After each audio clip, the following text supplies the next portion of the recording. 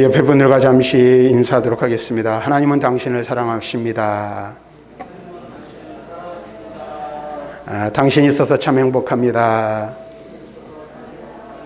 참 잘 오셨습니다. 또 우리 가정에서 예배하는 우리 성도님들도 하나님의 은혜가 충만하게 넘치길 바랍니다. 지난주에 이어서 계속해서 오늘 함께 읽은 이 본문의 말씀을 통해서 사랑과 섬김의 삶이라는 제목으로 말씀을 전하기를 원합니다. 바울은 오늘 말씀에서 참된 그리스도인의 삶이 어떠해야 하는지에 대해서 우리에게 가르쳐주고 있습니다. 그래서 지난 시간에 말씀드린 대로 바울은 로마서 12장 9절부터 14절의 말씀을 통해서 이렇게 이야기를 합니다. 사랑에는 거짓이 없다. 그러므로 우리는 악을 미워하고 선에 속하는 삶을 살아야 한다. 형제를 사랑하고 존경하며 부지런히 주님을 섬겨야 한다. 소망 중에 즐거워하고 환난 중에 참으며 기도와 손님 대접하기를 힘써야 한다. 그리고 우리를 박해하는 자를 저주하지 말고 축복하는 삶을 살아야 한다. 바울은 이렇게 이야기함을 통해서 이것이 참된 그리스도인의 표지이고 바로 사랑과 섬김으로 사는 그리스도인의 참된 모습이라고 우리들에게 말씀해주고 있습니다. 우리가 이러한 말씀을 통해서 지난 시간에는 우리는 서로 존경하고 주님을 섬겨야 할 것에 대한 말씀을 여러분들에게 말씀을 드렸고, 또 부지런하여 게으르지 말고 열심을 품고 주를 섬기는 일을 해야 한다고 했습니다. 그러면서 열심이라는 그 부분에 대해서 이것은 성령의 불을 받는 것을 의미한다라고 말씀을 드렸죠. 성령이 우리 가운데 역사하실 때 우리 마음속에 불의 역사가 나타나게 되고 열심을 품고 주를 섬기며 참된 그리스도인으로서의 온전한 삶을 살아갈 수 있게 된다는 것입니다. 그래서 저와 여러분들이 하나님 앞에서 온전히 서기 위해서 그리고 참된 그리스도인으로 살아가기 위해서 무엇보다도 우리에게 필요한 것은 성령의 능력인 줄로 믿습니다.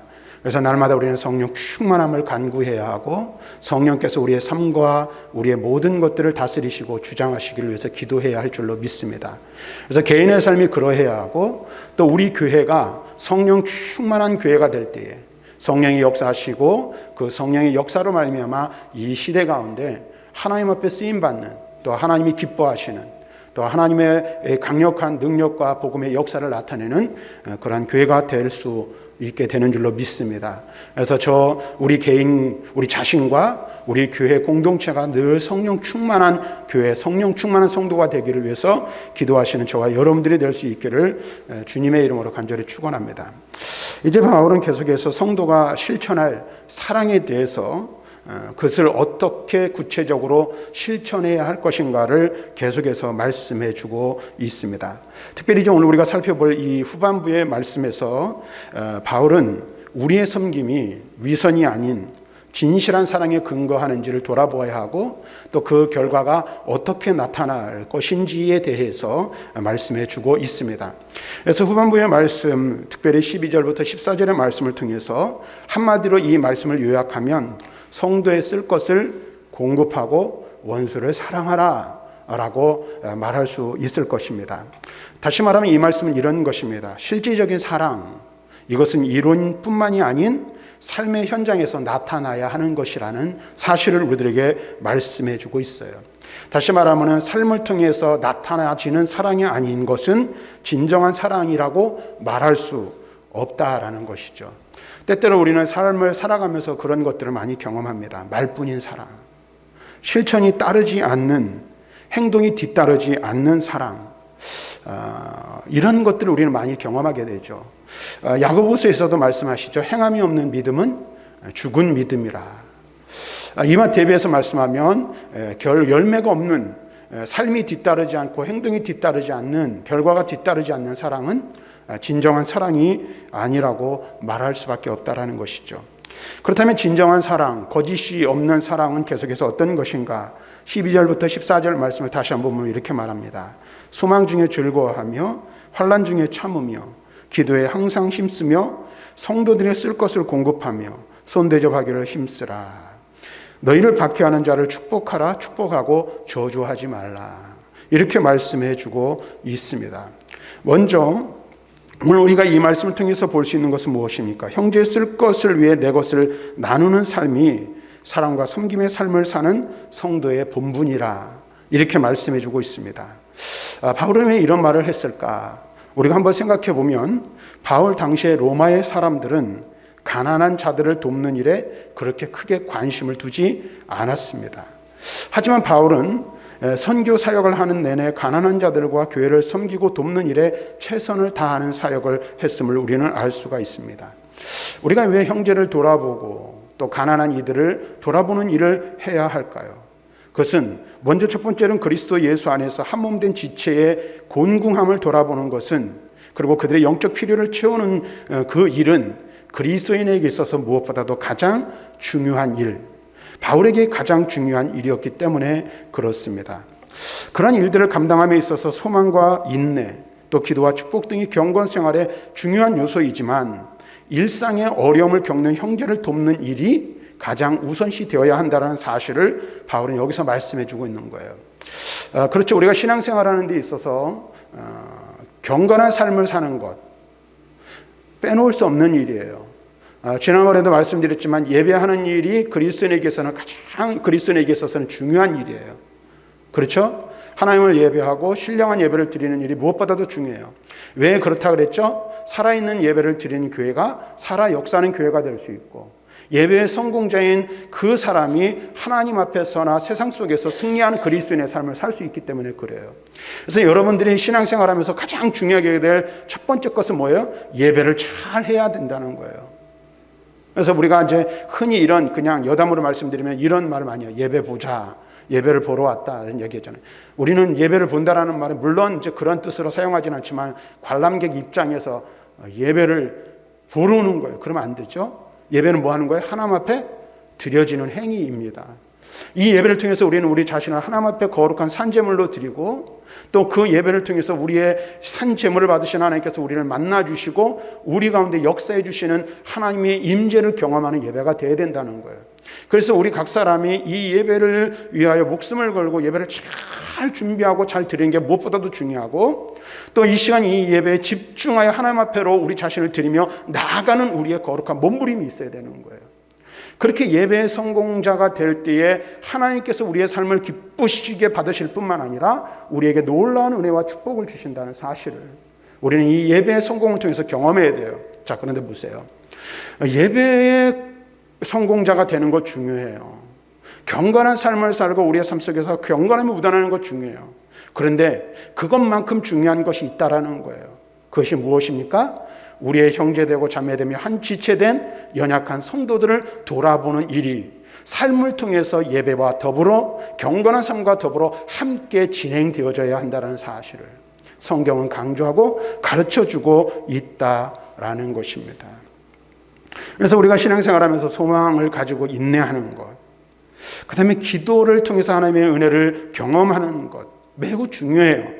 그것과 더불어 어려움을 당하고 있는 형제와 자매, 지체들을 돌보는 일을 우리의 삶의 1순위로 삼아야 한다는 것입니다. 왜 그럴까요? 뒤에서도 말씀드리겠지만 우리의 삶은 세상 사람들이 살아가는 삶의 방식과 다른 삶을 살고 다른 차원에 속해 있는 사람이기 때문에 그렇다라는 거예요. 세상의 방식은 무엇입니까? 세상에 살아가는 삶의 방정식은 어떤 거예요?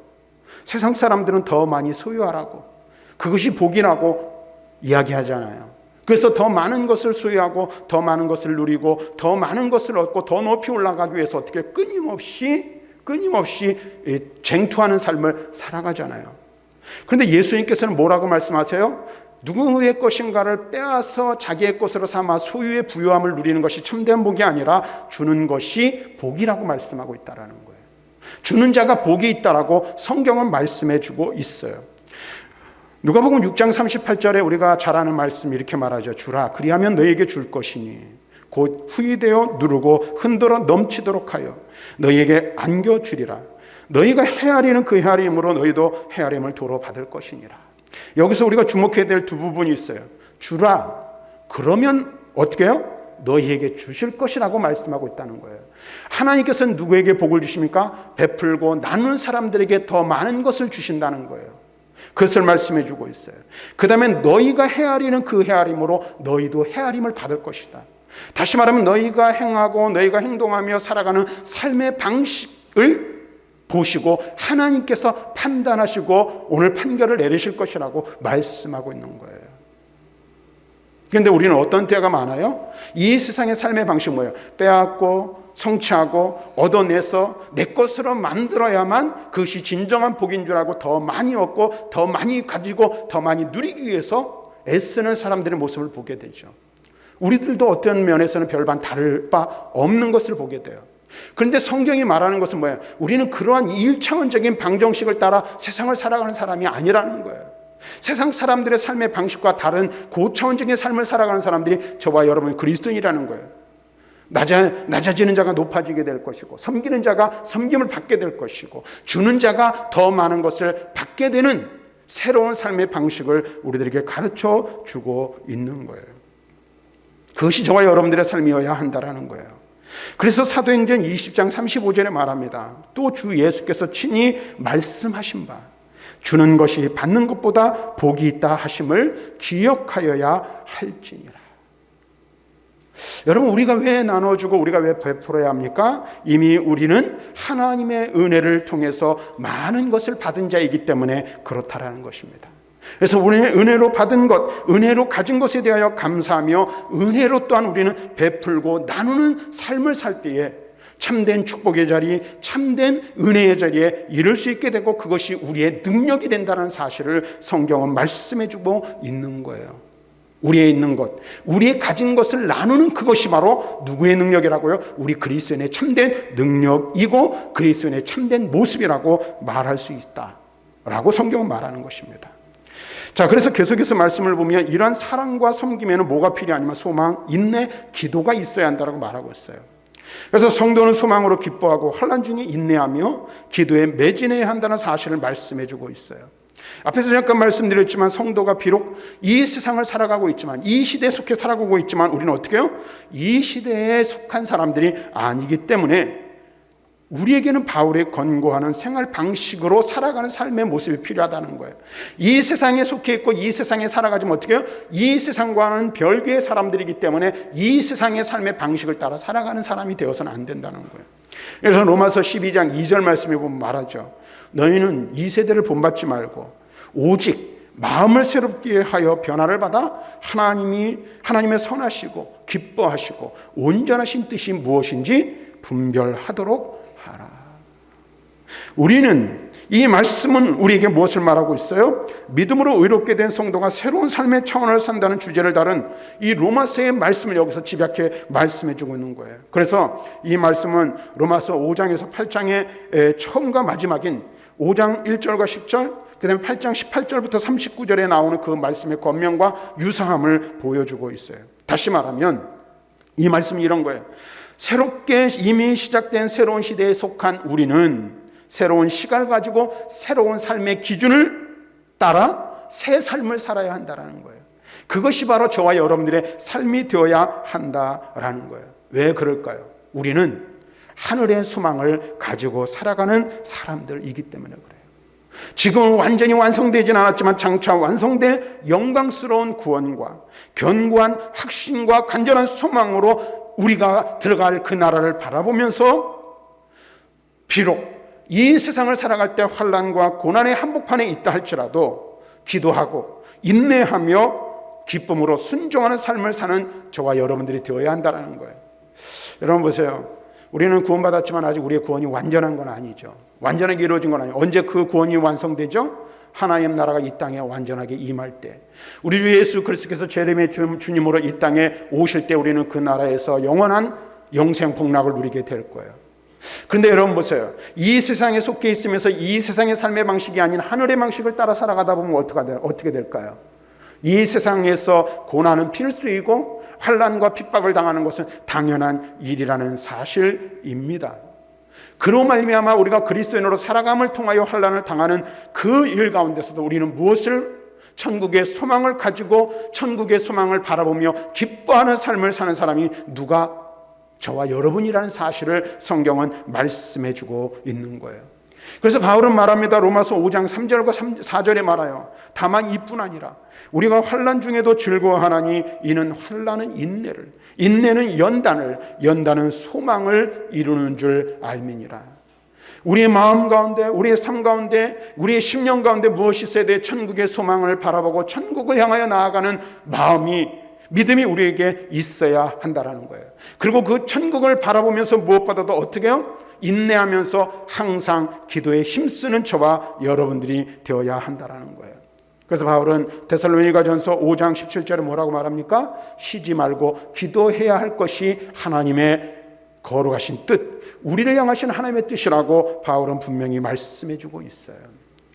특별히 그 어느 때보다 지금 우리는 소망을 가지고 인내하며 기도할 때인 줄로 믿습니다. 코로나의 위기가 우리를 힘들게 하고 어렵게 합니다. 또 우리 주변을 돌아볼 때 참 어려운 사람들이 얼마나 많이 있는지 알지 못해요. 너무나도 많아요. 그런 것들을 바라보면서 우리는 어떻게 됩니까? 이때가 더욱더 주님을 의지하고 은혜를 사모하며 오늘 이 세상에서 당하는 여러 가지 시험과 환난은 잠시 뿐이고 지나가는 것이며 영원한 천국이 우리를 기다리고 있다는 사실을 우리는 소망하며 믿음으로 이 모든 일들을 감당하며 나아가는 저와 여러분들이 되어야 한다는 거예요. 이것이 진정한 그리스도인의 삶인 거예요. 그러면서 우리는 어떻게 돼요? 그러한 가운데에서 사랑과 섭리의 삶을 사는 그리스도인은 우리의 형제와 자매의 의식주의 문제를 더불어 해결해 줄 수 있는 자리까지 나아가는 사람이 되어야 된다는 거예요. 오늘 우리가 읽은 이 말씀에도 보면 뭐라고 말합니까? 오늘 성도들의 쓸 것을 공급하며 손 대접하기를 힘쓰라고 13절에 말씀해 주고 있어요. 여기서 말하는 성도는 로마 교회의 가난한 성도들을 가리켜 말하는 거예요. 그리고 쓸 것은 1차적으로 일상생활에 필요한 의식주의 문제, 먹고 입고 거주할 이런 문제들을 가리켜 말하는 거예요.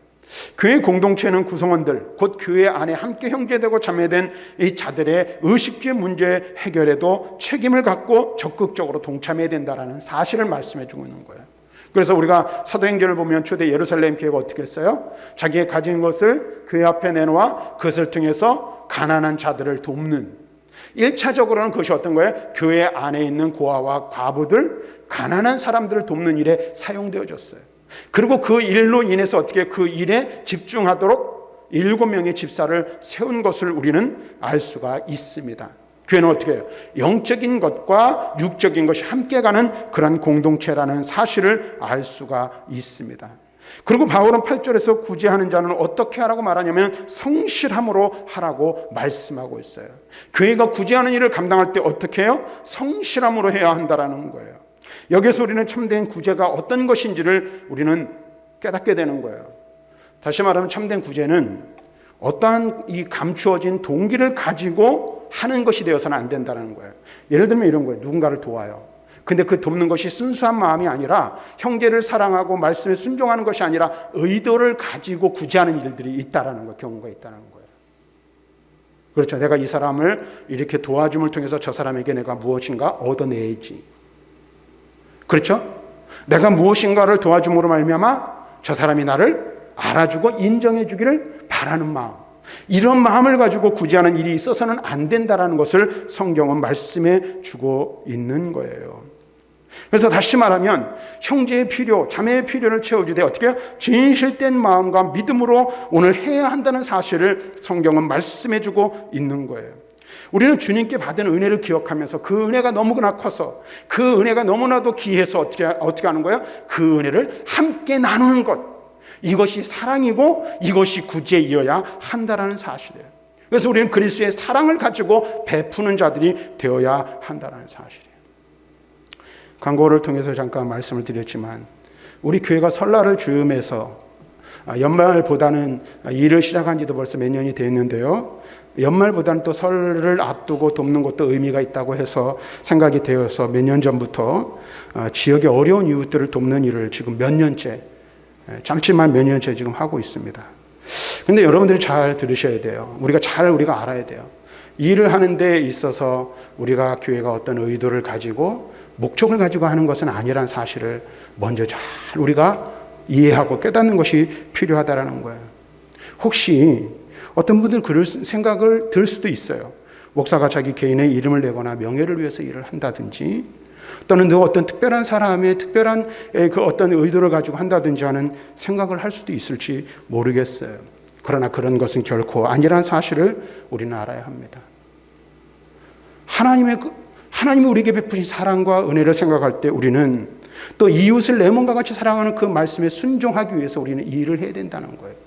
그리고 더 중요한 것은 무엇이냐면, 여러분 보세요. 많이 주고 많이 베푸는 삶을 사는 사람, 그리고 그런 교회가 하나님 앞에서 사실은 하나님이 기뻐하시는 교회로 설 수 있기 때문에 우리는 그 일을 더욱더 힘써서 해야 되는 거예요. 외부적인 어떤 요인과 어떤 기대를 가지고 무엇을 하는 것이 아니라 우리 교회가 내 자신이 하나님 앞에서 하나님의 은혜 입은 거룩한 성도로서 오늘 이 일들을 어떻게 감당해야 될까, 그것을 어떻게 실천할까 고민하면서 나오는 결과가 이웃 사랑의 결과로 나타나야 한다라는 거예요. 그리고 말씀이 우리에게 명령하고 있잖아요. 우리의 이웃을 우리의 몸과 같이 사랑하라는 사실. 물론 우리 말고도 도울 사람들이 도울 수 있는 사람들이 많이 있겠죠. 또 어떤 경우는 우리가 이럴 수 있어요. 우리도 어려운데 어려운 다른 사람들 돕는 것을 우리가 생각할 때인가 하는 생각을 할 수도 있어요. 그러나 많이 가졌다고 많이 베풀고 많이 가졌다고 해서 많이 도울 수 있는 것은 결코 아니란 사실을 우리는 분명하게 깨달아야 하는 거예요. 많이 베푸는 게 중요한 게 아니죠. 우리의 마음, 우리의 생각이 어디에 있고 무엇을 생각하며 그 일을 행하고 있는가를 우리 하나님은 그 동기를 보신다는 사실을 우리는 분명하게 알아야 하는 거예요. 그리고 그것을 통해서 영광을 받으신 하나님께서 또한 물론 우리가 그것을 바라보고 하는 건 아니지만 큰 은혜와 복을 더하여 주실 줄로 믿습니다. 적은 일에 힘을 보태는 것, 그것이 하나님이 우리에게 원하시는 것인 줄로 믿습니다. 사람의 영광이 아닌 하나님의 영광을 위하여 오로지 우리는 그 일들을 감당하는 것이라는 사실을 분명하게 깨달아야 하는 거예요. 개인의 영달을 위한 것이 아니라 교회의 거룩한 공교회로서의 역할을 감당하기 위해서 우리는 굳이 하는 일도 더 많이 하고 이웃을 섬기는 일들도 더 많이 할 수 있는 그런 교회와 성도들이 되어야 한다는 사실을 우리는 다시 한번 기억해야 할 줄로 믿습니다. 그것을 통해서 하나님께서 영광을 받으실 줄로 믿습니다. 한편 여기서 이 손 대접하기를 힘쓰라고 말하고 있는데 이 손은 이런 말이에요. 여러분들도 아마 아실 거예요. 손님이라고 생각하면 돼요. 이 말은 다른 지역에서 방문한 그리스도인을 가리켜 말하는 거예요. 그들도 형제 자매이기 때문에 그들에게 기꺼이 숙식을 제공해 줘야 되는 거예요. 다 설명할 수 없지만 이 시대적 오늘날과 이 바울이 이 편지를 쓸 당시의 시대적 상황은 좀 달라요. 근데 옛날에 과거에 이 나그네나 여행자들은 어떤 다른 지역으로 여행할 때는 이 방을 잡거나 기교할 곳을 찾는 것, 의식주의 문제를 해결하는 것이 굉장히 어려운 부분이었거든요. 그런데 같은 그리스도인이라면 그러한 일들을 기꺼이 할 수 있는 그리스도인이 되어야 한다라는 거예요. 또한 선교나 사역 등의 공적인 업무로 방문하는 경우를 말하는 것이기도 해요. 그래서 선교를 해서 다른 지역에 가서 복음을 전하는 사람들이 있잖아요. 예전에 우리 교회도 그런 적이 한 번 있어요. 저희 교회에 기거한 적이 있지만 몇 년 전에 그런 일이 있었잖아요. 제주도에 있는 열방대학에 이렇게 함께 하시던 분들이 이 지역의 전도를 위해서 이 지역으로 여행을 왔을 때 저희 교회에서 한 일주일 정도 머물다가 가신 일이 있어요. 그런 것도 한 예가 될 수 있겠죠. 그래서 그분들이 와서 이곳에 거하면서 지역 복음을 전하는 그런 일들, 또 제가 온 지 얼마 안 됐을 때에 초창기에 또 대학생 선교회에서 이쪽 지역 백학 지역에 왔을 때 저희 교회를 제공하려고 했지만 그러지 못한 경우도 있었어요. 우리 장로님들이나 다 허락을 해서 할 수 있었는데 가까운 곳에서 백학 중심으로 해서 해야 돼서 그런 일인데 그런 것들을 의미한다라고 말할 수 있어요. 자, 그런데 여러분 보세요. 성경이 우리들에게 주는 중요한 교훈, 원리가 있습니다. 이런 일들을 할 때에 우리가 손을 대접하고 어려운 이웃을 돌아보는 그 일들이 왜 중요한지 예수님께서 말씀하신 말씀의 내용을 한번 살펴볼 필요가 있어요. 마태복음 10장 40절부터 42절 말씀에 보면 이런 말씀이 있습니다. 너희를 영접하는 자는 나를 영접하는 것이요 나를 영접하는 자는 나를 보내신 이를 영접하는 것이니라. 선지자의 이름으로 선지자를 영접하는 자는 선지자의 상을 받을 것이요 의인의 이름으로 의인을 영접하는 자는 의인의 상을 받을 것이요 또 누구든지 제자의 이름으로 이 작은 자 중 하나에게 냉수 한 그릇이라도 주는 자는 내가 진실로 너희에게 이르노니 그 사람이 결탄코 상을 잃지 아니하리라 하시니라. 이 말씀을 보면 여러분 보세요. 선지자를 대접하는 사람은 선지자의 상을 받을 것이다. 의인을 영접하는 사람은 의인의 상을 받을 것이다 라고 말하고 있어요. 저는 목사로서 여러분들의 사랑을 먹고, 첫째는 하나님의 사랑이지만 둘째는 여러분들의 사랑을 먹고 살죠. 여러분들이 섬기고 베풀어 주시는 참 은혜가 너무나도 크고 감사할 때가 너무나도 많아요. 그래서 말로 다 표현할 수가 없어요. 그런 걸 통해서 여러분들의 사랑을 경험해요. 그래서 여러분들이 목사를 잘 섬겨주시는 것에 감사해요. 하나님께서 여러분들에게 그런 은혜와 복을 주시길 위해서 또한 저는 간절히 기도하고 있습니다. 그런데 여기 보세요. 목사를 대접하면 쉽게 말하면 이 말씀대로 목사의 상을 받는다는 거예요. 그런데 보세요. 아주 중요한 말씀이 있어요. 제자의 이름으로 작은 자 중 하나에게 냉수 한 그릇 대접한 자는 내가 진실로 너희에게 이르노니 그 사람이 결탄코 상을 잃지 아니하리라. 이 말씀을 보면 그 말씀이 정말로 그러한지 잘 저는 모르겠습니다만 이런 거예요. 선지자를 대접하는 상, 의인을 대접하는 상은 아마 잃어버릴 수 있나 하는 생각이 들 수 있어요. 어쨌든 근데 여기 이 말씀 뭐라고 말했어요? 잃어버리지 않는 상급이 있다라는 거예요. 잃어버릴 수 없는 놀라운 상급이 있다는 거예요. 반드시 상을 받을 수 있는 길이 있다는 거예요. 그게 뭐예요? 작은 자 한 사람을 대접하는 것. 여기서 작은 자는 무엇을 말할 거예요? 정말로 어린 아이를 말할 수도 있고 작기 작은 사람을 말할 수도 있겠지만은 여기서 말하는 이 작은 자는 뭐예요? 그 당시에 소외받고 낙오된 사람들, 도움을 필요로 하는 어려운 이웃들을 가리켜 말하는 것이라는 사실이에요. 우리들 주변을 돌아볼 때에 우리가 조금만 눈을 돌리면 우리의 도움을 필요로 하는 사람이 얼마나 많은지 몰라요. 그런데 그 그리스도의 마음, 제자의 마음을 가지고 그런 사람들을 돌아보고 그런 사람들을 섬긴다면 하나님께서는 그 사람의 그 행위를 꼭 반드시 잊지 않고 기억하시며 결탄코 상을 잃지 않도록 반드시 상을 베풀어 주실 것이라 말씀해 주고 있다는 거예요. 그리고 그것이 무엇이라고 말하고 있어요? 제자의 삶이라고 말하고 있는 거예요. 그리스도인의 참된 삶이라고 여기서 분명하게 말씀해 주고 있어요. 우리가 참된 그리스도인이고 하나님 안에서 거듭난 하나님의 거룩한 백성이라면 누구를 돌아봐요? 우리 주변의 어려운 이웃들을 돌아보고 우리의 도움을 필요로 하는 사람에게 도움을 줄 수 있는 자가 되어야 한다는 사실이에요. 저와 여러분들이 하나님 앞에서 결탄코 상을 잃지 않는 자들이 다 되시기를 주님의 이름으로 간절히 축원합니다. 마지막으로 하나 더 말씀을 드리면 사랑과 섬김의 삶은 저주가 아니라 축복의 삶이라는 사실을 말씀해 주고 있어요. 참 이 말씀처럼 어려운 말씀이 없죠. 삶을 살아가다 보면 우리는 때때로 많은 사람들을 만나는데 만나는 사람들 중에 우리를 힘들게 하는 사람들이 참 많이 있습니다. 우리의 마음을 괴롭게 하는 사람들도 있고 참 그 사람을 만나면 괜히 부담이 되는 사람들도 있고 또 그 누군가를 만나게 되면 저 사람을 만나면 내가 어떻게 행동하고 어떻게 말해야 되는가, 어떻게 하지, 괜히 만나기 싫은 사람이 있을 수 있어요. 또는 적극적인 면에 있어서 내가 내 의도와 다르게 또 내가 원하는 방향과는 다르게 나를 괴롭게 하고 힘들게 하고 참 나를 곤란하게 만드는 그런 사람들이 있어요. 그래서 그 괴로움이 너무 커서 어떤 때는 감당하기 힘들 때가 있기도 합니다. 그렇죠? 그래서 우리는 어떻게 나를 힘들게 하는 사람을 애써 외면할 때도 많이 있습니다.